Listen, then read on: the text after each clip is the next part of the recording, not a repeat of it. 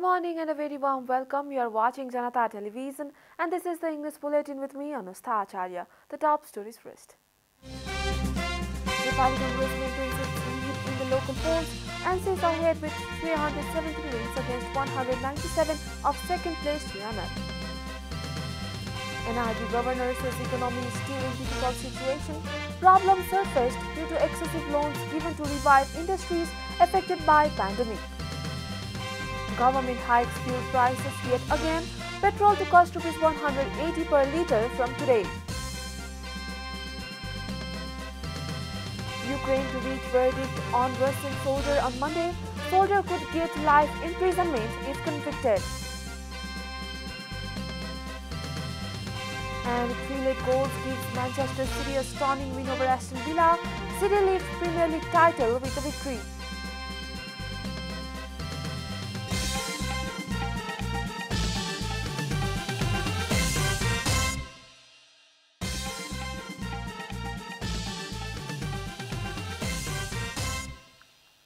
And now the news in detail.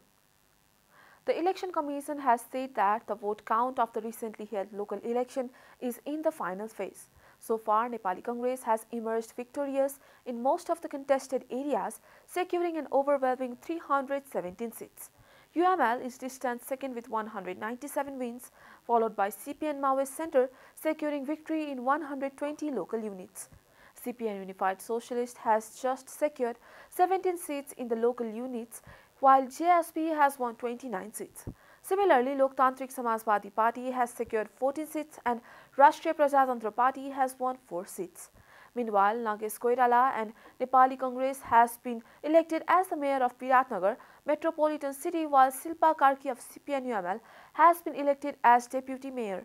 Among other 5 metropolitan cities, independent candidate Balen Shaha has been leading the vote count in Kathmandu metropolis since the beginning. As per the latest update, Shaha has secured 42,902 votes against 24,867 votes of his nearest rival Srijana Singh of Nepali Congress. Another mayoral candidate Kesav Sthapit of CPN UML is third in the race with 23,985 votes. In another remaining 4 metropolitan cities, coalition partners have been leading the vote count. Nepali Congress is leading in Lalitpur while Maoist is ahead in Bharatpur. Likewise, JSP is leading in Birganj and CPN Unified is ahead in Pokhara. The CPN Unified Socialist, which participated in the local elections within 8 months of the formation of the party, has not been able to achieve the expected results.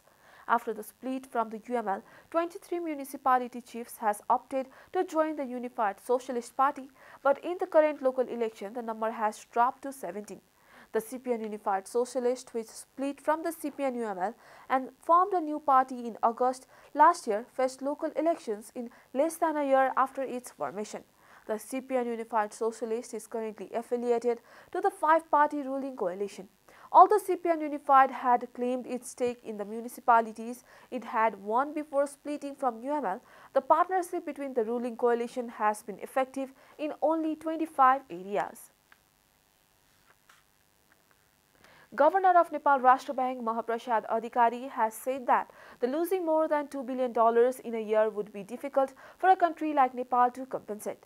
Speaking at a program organized by the Federation of Nepalese Chambers of Commerce and Industry in Kathmandu on Sunday, he said that the problem surfaced due to the loans taken to revive the business affected by the COVID-19 pandemic. Governor Adhikari said that consumption was increasing in comparison to world production and this gap was affecting all parts of the country. He said that the internal economy was run from the capital in the past and now there is pressure in all sectors. हामी सजग हुनु छ, सतर्क हुनु छ। आफ्नो ठाउँबाट हैन रिजर्भलाई preserve गर्ने, बीओपीलाई क्रमशः नेगेटिभबाट घटाउँदै पोजिटिभ बनाउने र मार्केटलाई लिक्विड बनाउने सिलसिलामा डोमेस्टिकली राष्ट्र बैंकले गरेको काम अध्यक्षज्यूलाई थाहा छ।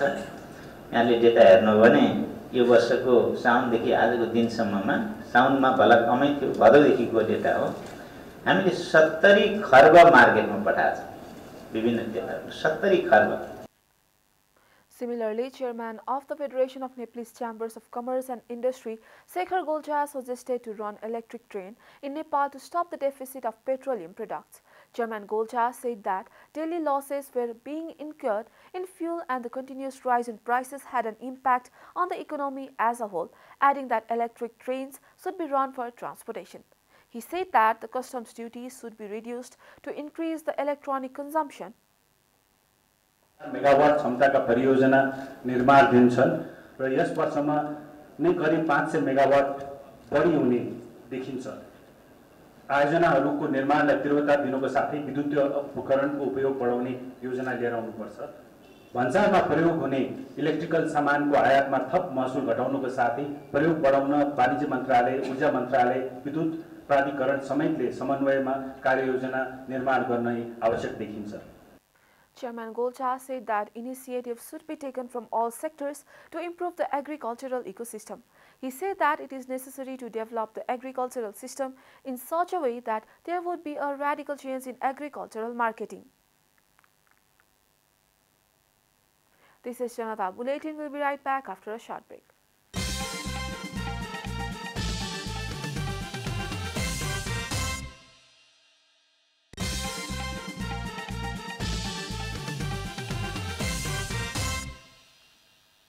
Welcome back. After the break, we continue with other national news. The government yesterday confirmed 11 new cases of COVID-19 across the country. According to the Ministry of Health and Population, the number of active cases of COVID-19 has dropped to 150 after 9 people recovered from the disease. So far, a total of 979,062 people have tested positive for the virus in Nepal, while 966,962 people have already recovered. No new deaths from the virus was reported yesterday. The death toll from the virus remains constant at 11,951. Nepal is currently among top 65 countries affected by coronavirus. USA tops the list with 84.89 million cases, followed by India with 43.13 confirmed cases.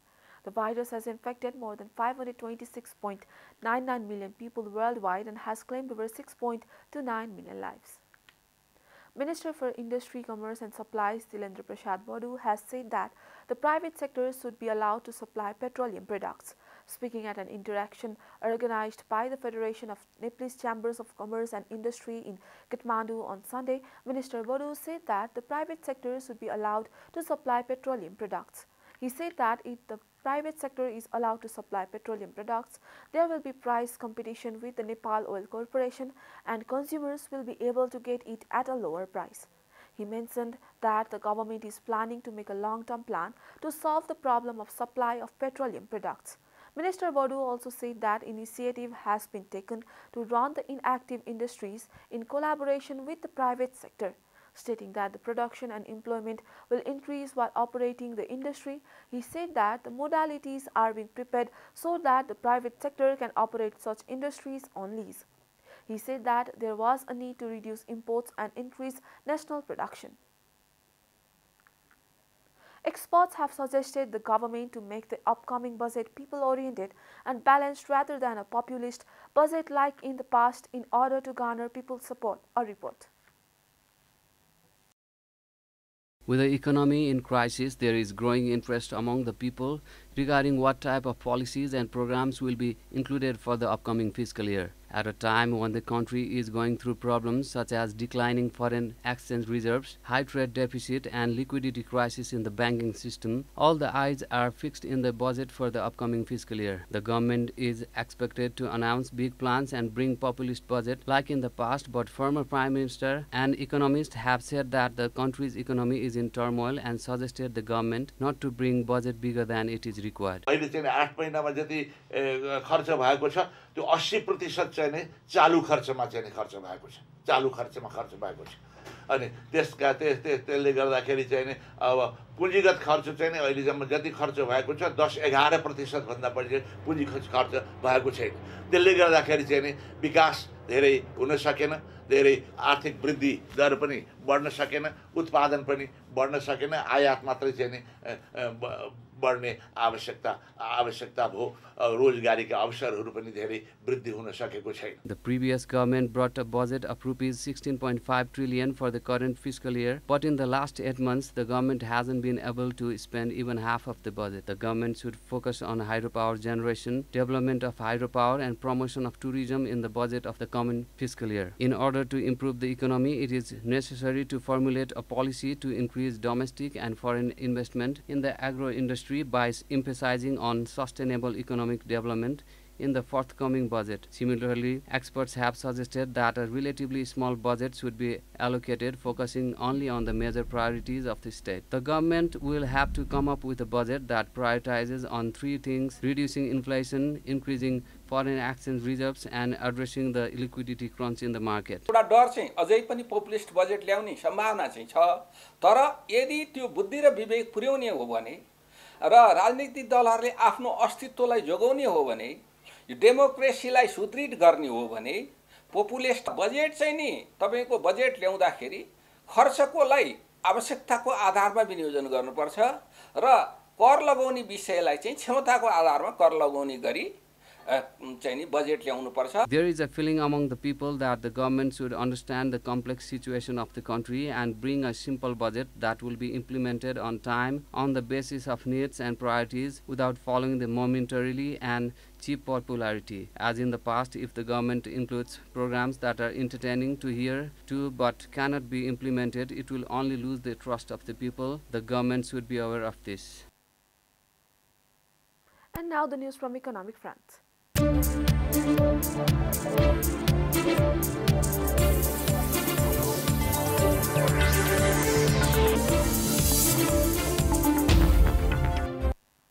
Nepal Oil Corporation has hiked the prices of petroleum products including petrol, diesel, kerosene, aviation fuel and cooking gas effective from yesterday midnight. The state-owned NOC increased the prices of petroleum products for domestic flights by Rs 10 per litre. Likewise, the price of cooking gas has been increased by Rs 200 per cylinder. With the revision in price list, petrol will now cost Rs 180 per litre, while diesel and kerosene will cost Rs 163 per litre. Likewise, the price of aviation turbine fuel for domestic flights will cost Rs 166 per litre. It may be noted that the NOC had increased the prices of petrol, diesel and kerosene by Rs 10 per litre on May 14. Time for a short break here at Janata Bulletin. Stay tuned for international news.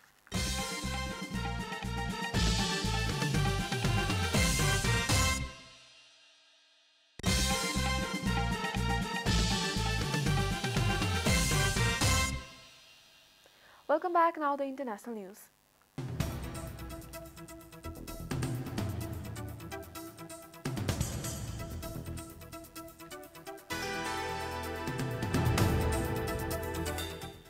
A Ukrainian court is expected to reach a verdict on Monday for a Russian soldier who was the first to go on trial for an alleged war crime as reported by Al Jazeera. The 21-year-old sergeant, who has admitted to shooting a Ukrainian man in the head in a village in a northeastern Sumy region on February 28, could get life in prison if convicted. Ukrainian Prosecutor General Irina Venediktova has said her office was prosecuting war crimes cases against 41-year Russian soldiers for offenses that included bombing civilian infrastructures, killing civilians, rape and looting. She said it was looking into more than 10,700 potential war crimes involving over 600 suspects, including Russian soldiers and government officials. Afghanistan's Taliban rulers have started to enforce a new order requiring all female TV news anchors in the country to cover their faces while on air. After the order was announced Thursday, only a handful of news outlets compiled, but on Sunday, most female anchors were seen with their faces covered after the Taliban's Vice and Virtue Ministry began enforcing the decree. The Information and Culture Ministry previously announced that the policy was final and non-negotiable. It is just an outside culture imposed on us, forcing us to wear a mask, and that can create a problem for us while presenting our programs, said Sonia Niazi. Niazi told Al Jazeera that for the first time she was not feeling good at all while presenting programs. This decree is unpredictable for all female presenters because Islam has not commanded us to cover our faces, Niazi said. The Taliban has also said female presenters could wear a medical mask instead. Regardless, Niazi said she feels trapped by the order to cover her face. You are watching Janata Bulletin, and now the latest from the world of sports.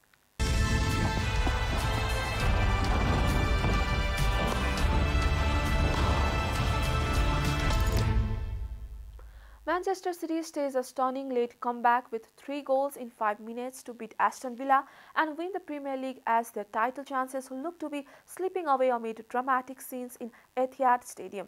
Pep Guardiola's side needed victory to secure their 4th title in 5 seasons but were facing the prospect of ending the season empty-handed as goals either side of the interval from Matty Cash and Philippe Coutinho put Villa 2-0 ahead and in control.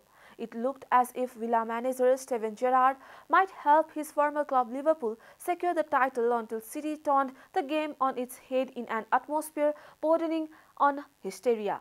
Ilkay Gundogan as a substitute for Bernardo Silva gave City hope with a far post header in the 76th minute, and Etihad Stadium was wall of noise when Rodri drove a low finish past Villa keeper Robin Olsen 2 minutes later.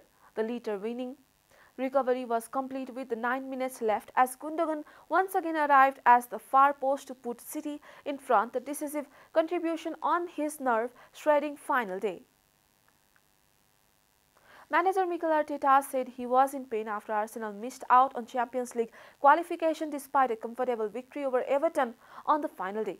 Arteta's side needed to beat Frank Lampard's men and hope Tottenham lost at already relegated Norwich, but Spurs' 5-0 win at Carrow Road meant the Gunners missed out on a top 4 spot for a 6th successive season. The host took the lead midway through the first half as Gabriel Martinelli struck home a penalty after his shot struck Alex Iwobi's arm, with a spot kick awarded after a video assistance referee check. Eddie Nketiah nodded it following a corner to extend his host lead on 31st minute before substitute Donny van de Beek in what are likely to be his last game for Everton side footed in. It proved to be a short reprieved as 2 second-half goals in 3 minutes ended the game as a contest. Both came from corners as Cedric Soares slotted home, then Gabriel poked in after Everton had initially cleared. Martin Odegaard added a late 5th as Arsenal finished in 5th place, 2 points behind Tottenham. The fans were in good spirits as the players did a lap of the pitch to mark their return to the Europa League after missing out the season. We are at the end of Janata Bulletin and the headlines once again. Nepali Congress maintains its lead in the local polls and stays ahead with 317 wins against 197 of second-placed Yemen. NRB governor says economy is still in difficult situation. Problems surfaced due to the excessive loans given to revive industries affected by pandemic. Government hikes fuel price yet again. Petrol to cost rupees 180 per litre from today. Ukraine to reach verdict on Russian soldiers on Monday. Soldiers could get life imprisonment if convicted. And 3 late goals gives Manchester City a stunning win over Aston Villa. City left Premier League title with the victory.